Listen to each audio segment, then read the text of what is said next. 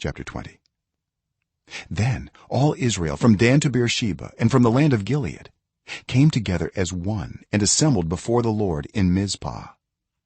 The leaders of all the people of the tribes of Israel took their places in the assembly of God's people, 400,000 men armed with swords. The Benjamites heard that the Israelites had gone up to Mizpah. Then the Israelites said, "Tell us how this awful thing happened."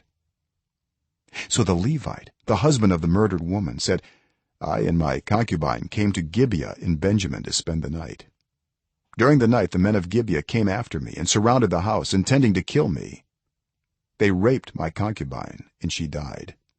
I took my concubine, cut her into pieces, and sent one piece to each region of Israel's inheritance, because they committed this lewd and outrageous act in Israel. Now, all you Israelites, speak up and tell me what you have decided to do." All the men rose up together as one, saying, "None of us will go home. No, not one of us will return to his house. But now this is what we'll do to Gibeah. We'll go up against it in the order decided by casting lots. We'll take 10 men out of every 100 from all the tribes of Israel, and 100 from 1,000, and 1,000 from 10,000, to get provisions for the army. Then when the army arrives at Gibeah in Benjamin, it can give them what they deserve for this outrageous act done in Israel." So all the Israelites got together and united as one against the city. The tribes of Israel sent messengers throughout the tribe of Benjamin, saying, "What about this awful crime that was committed among you? Now turn those wicked men of Gibeah over to us, so that we may put them to death and purge the evil from Israel." But the Benjamites would not listen to their fellow Israelites. From their towns they came together at Gibeah to fight against the Israelites. At once the Benjamites mobilized 26,000 swordsmen from their towns, in addition to 700 able young men from those living in Gibeah. Among all those soldiers there were 700 select troops who were left-handed, each of whom could sling a stone at a hair and not miss. Israel, apart from Benjamin, mustered 400,000 swordsmen, all of them fit for battle. The Israelites went up to Bethel and inquired of God. They said, "Who of us is to go up first to fight against the Benjamites?" The Lord replied, "Judah shall go first." The next morning the Israelites got up and pitched camp near Gibeah. The Israelites went out to fight the Benjamites and took up battle positions against them at Gibeah. The Benjamites came out of Gibeah and cut down 22,000 Israelites on the battlefield that day. But the Israelites encouraged one another and again took up their positions where they had stationed themselves the first day. The Israelites went up and wept before the Lord until evening, and they inquired of the Lord. They said, "Shall we go up again to fight against the Benjamites, our fellow Israelites?" The Lord answered, "Go up against them." Then the Israelites drew near to Benjamin the second day. This time when the Benjamites came out from Gibeah to oppose them, they cut down another 18,000 Israelites, all of them armed with swords. Then all the Israelites, the whole army, went up to Bethel, and there they sat weeping before the Lord.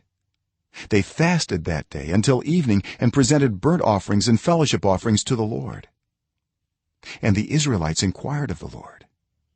In those days the ark of the covenant of God was there, with Phinehas son of Eleazar the son of Aaron ministering before it. They asked, "Shall we go up again to fight against the Benjamites, our fellow Israelites, or not?" The Lord responded, "Go, for tomorrow I will give them into your hands." Then Israel set an ambush around Gibeah. They went up against the Benjamites on the third day and took up positions against Gibeah as they had done before. The Benjamites came out to meet them and were drawn away from the city. They began to inflict casualties on the Israelites as before, so that about 30 men fell in the open field and on the roads, the one leading to Bethel and the other to Gibeah. While the Benjamites were saying, "We are defeating them as before," the Israelites were saying, "Let's retreat and draw them away from the city to the roads." All the men of Israel moved from their places and took up positions at Baal Tamar, and the Israelite ambush charged out of its place on the west of Gibeah. then 10,000 of Israel's able young men made a frontal attack on Gibeah. The fighting was so heavy that the Benjamites did not realize how near disaster was.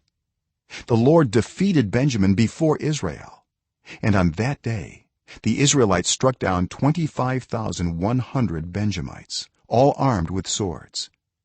Then the Benjamites saw that they were beaten. Now the men of Israel had given way before Benjamin, because they relied on the ambush they had set near Gibeah. Those who had been in ambush made a sudden dash into Gibeah, spread out, and put the whole city to the sword. The Israelites had arranged with the ambush that they should send up a great cloud of smoke from the city, and then the Israelites would counterattack. The Benjamites had begun to inflict casualties on the Israelites, about 30, and they said, "We are defeating them as in the first battle." But when the column of smoke began to rise from the city, the Benjamites turned and saw the whole city going up in smoke. Then the Israelites counterattacked, and the Benjamites were terrified because they realized that disaster had come on them. So they fled before the Israelites in the direction of the wilderness, but they could not escape the battle. And the Israelites who came out of the towns cut them down there. They surrounded the Benjamites, chased them, and easily overran them in the vicinity of Gibeah on the east. 18,000 Benjamites fell, all of them valiant fighters. As they turned and fled toward the wilderness to the rock of Rimmon, the Israelites cut down 5,000 men along the roads. They kept pressing after the Benjamites as far as Gedam and struck down 2,000 more. On that day 25,000 Benjamite swordsmen fell, all of them valiant fighters. But 600 of them turned and fled into the wilderness to the rock of Rimmon, where they stayed 4 months. The men of Israel went back to Benjamin and put all the towns to the sword, including the animals and everything else they found. All the towns they came across they set on fire.